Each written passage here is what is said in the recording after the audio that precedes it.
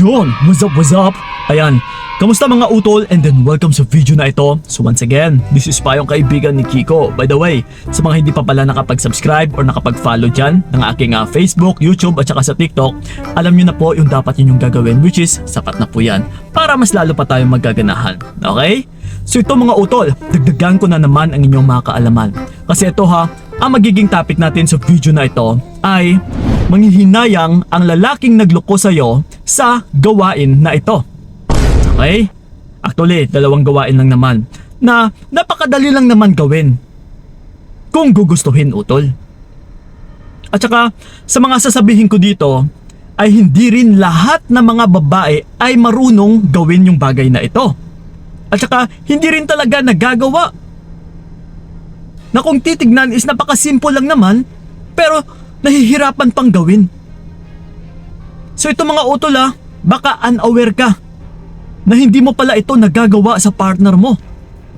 So ngayon sa mga binabalak mo na para manghihinayang siya sa'yo, ay talagang hindi rin siya maghihinayang kung ikaw mismo ay hindi mo nagagawa yung mga bagay na ito. So ano ba yung gawain na ito? So ito mga utol, isa-isahin natin. Na ang una sa lahat ay minahal siya ng tapat at totoo. Okay? So kailangan mo munang itanong ito sa iyong sarili. Minahal mo ba siya ng tapat at saka totoo? Ha? Kasi kung hindi utol, kung puro ka lang naman kasinungalingan, na deep inside, kung tatanungin din ang iyong sarili is baka pera mo lang or pera niya lang din yung habol mo. Or maybe nagkagwapuhan ka lang sa kanya. Or maybe pakitang tao ka lang din sa ibang tao na ito pala yung jowa ko. Pero hindi mo naman pala siya minahal ng totoo. At saka hindi ka rin tapat. Na kung nakatalikod siya ay maybe nakikipag-chat ka pa dyan sa ibang lalaki. Nakikipag-flirt ka. Yes, para lang kiligin yung iyong diwa. Yes. So may mga ganito po na klaseng babae. Kaso ngayon utol, dito sa sinabi ko na kapag minahal mo siya ng tapat at saka totoo, na kahit niloko ka pa ng partner mo, again ha, hindi lahat ng babae ay ganito, na nagmamahal ng tapat at saka totoo.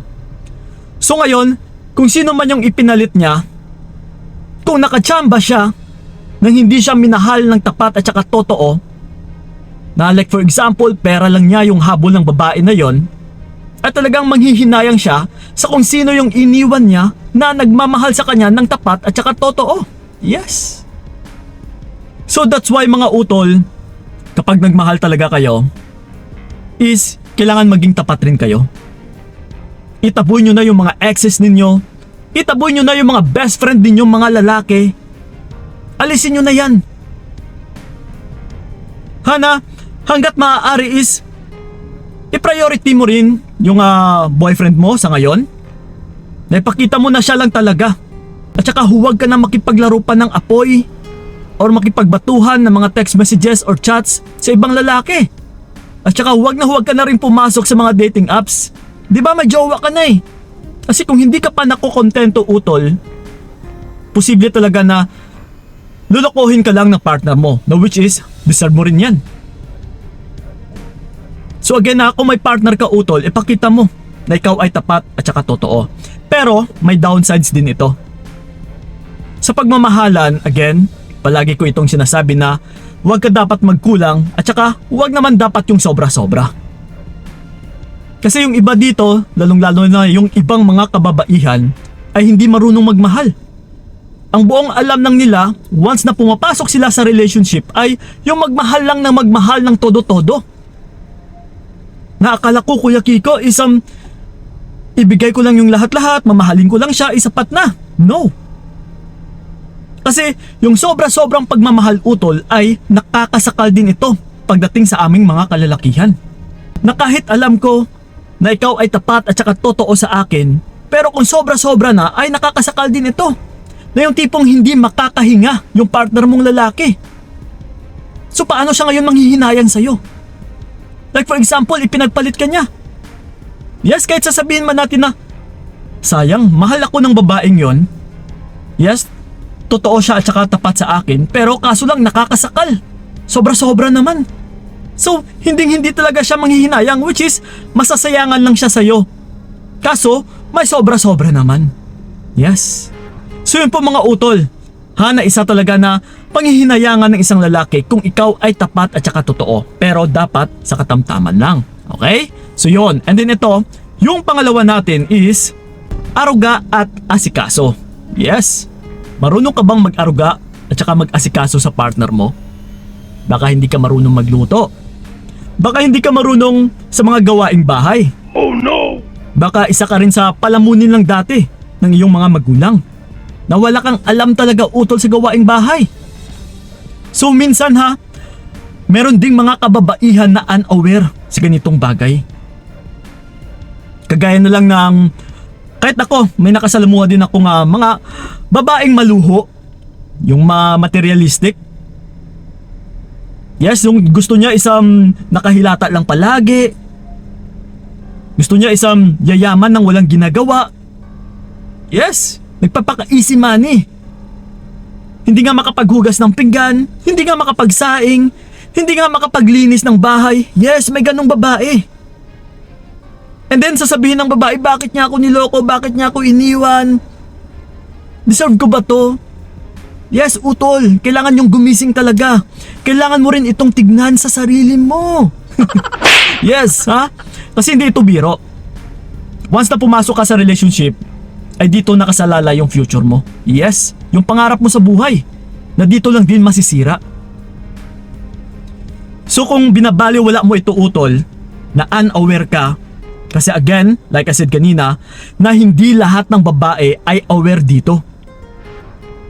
Na kung hindi ninyo alam, na kung marunong ka palang mag-asikaso, at saka mag-aruga sa partner mong lalaki, ay isa ka sa panghihinayangan niya.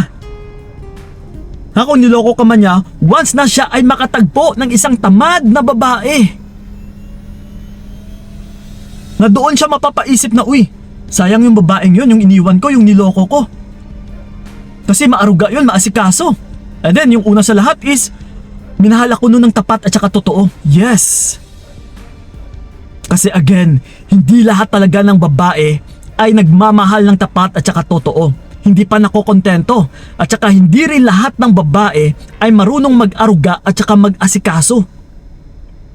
Na bilang ikaw isang ilaw ng tahanan, na marunong ka dapat mag-asikaso, mag-manage ng family ninyo, ng mga anak ninyo, is kung minsan hindi mo ito nagagawa eh. Tapos, magre-request ka na dapat deserve mo na mahalin ka? Na deserve mo nga taong tapat din sa'yo? At saka yung masipag? Para ikaw isang hihilata na lang? Nako! So again mga utol mas mainam pa rin po na ikaw ay nagmamahal ng tapat at saka totoo ng katamtaman lang Uulitin ko, katamtaman lang talaga. Huwag sobra-sobra dahil nakakasakal po yan. And then marunong ka dapat mag-asikaso at saka mag-aruga sa partner mo. Lalong-lalo na kapag ikaw ay walang source of income. Okay? So i-appreciate mo lahat ng mga ginagawa niya. Lahat ng kinikilos niya. Lahat ng paghihirap niya para lang mabuhay yung family ninyo.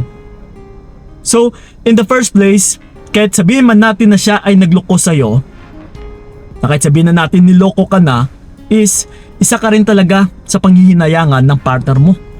That's why may bumabalik na lalaki dahil sa gawain na ito. Na yung babae pala ay nagmahal sa kanya ng tapat at saka totoo at saka inaasikaso siya at saka inaaruga. So kaya kung minsan nagugulat yung babae, Kuya Kiko, bakit siya bumabalik sa akin? Niloko niya ako dati. Pero ito nasa sayo na ulit yung desisyon once na siya ay bumalik. Pero lagi ninyong tandaan, niloko ka na niyan dati. Isa na po yung manloloko.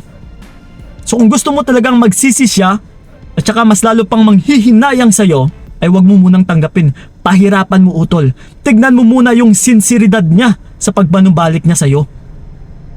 Once kasi na pinahirapan mo siya, ay for sure, magsisisi ito ng gusto at saka hindi niya na uulitin yung mga pinaggagawa niyang kalokohan sa'yo. Na siya mismo ay mapapaisip na, uy, ganito na pala kahirap bumalik sa partner ko once na ako ay may ginagawang kalokohan at saka pagloloko sa kanya.